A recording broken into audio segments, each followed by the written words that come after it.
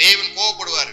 எரேமியா 3:12 நான் கிருபையுள்ளவர் என்று கர்த்தர் சொல்கிறார், நான் என்றைக்கும் கோபம் வைக்க மாட்டேன், நான் என்றைக்கும் கோபம் வைக்க மாட்டேன். சிலர் வாழ்நாள் ஃபுல்லா கோபம் வச்சிருப்பாங்க. ஒரு தடவை தான் அவன் தப்பு செஞ்சிருப்பான் ஆப்போசிட் பார்ட்டி, ஆனா ஜீவனுள்ள நாளெல்லாம் தன்னுடைய மரண காலத்தில் கூட அவனை மன்னிக்க மாட்டாங்க. ஆனா தேவன் என்ன சொல்றாரு எரேமியா 3:12 நான் என்றைக்கும் கோபம் வைக்க மாட்டேன். அதே இது மீகா 7:18 இன்னும் ஒருபடி மேல போய் சொல்லுவாரு, அவர் கிருபையை செய்ய விரும்புகிறபடியால் அவர் என்றென்றைக்கும் கோபம் ஐயா, அவர் என்றென்றைக்கும் கோபம் ஐயா. அப்ப தேவனே கோபம் வைக்க மாட்டாரு. ஆனா சில மனிதர்கள் அவன் அப்படி பேசிட்டான், அவன் அப்படி செஞ்சுட்டான், இது செஞ்சுட்டான்னு சொல்லிட்டு தன்னுடைய ஜீவிய காலம் எல்லாம் அவனை பகைத்து கொண்டே இருப்பாங்க. பாருங்க, ஒருவேளை அவன் தெரியாம செஞ்சிருக்கலாம். ஏன்னா நம்ம கண்ணால் பார்ப்பதும் போய், காதால் கேட்பதும் போய், தீர விசாரிப்பதே மெய். சில பேர் தன்னுடைய அறிவீனத்தினால, புத்தி இல்லாம அறிவில்லாமல் என் ஜனங்கள் சங்காரம் ஆகிறார்கள் படிக்கிறாங்க இல்லையா?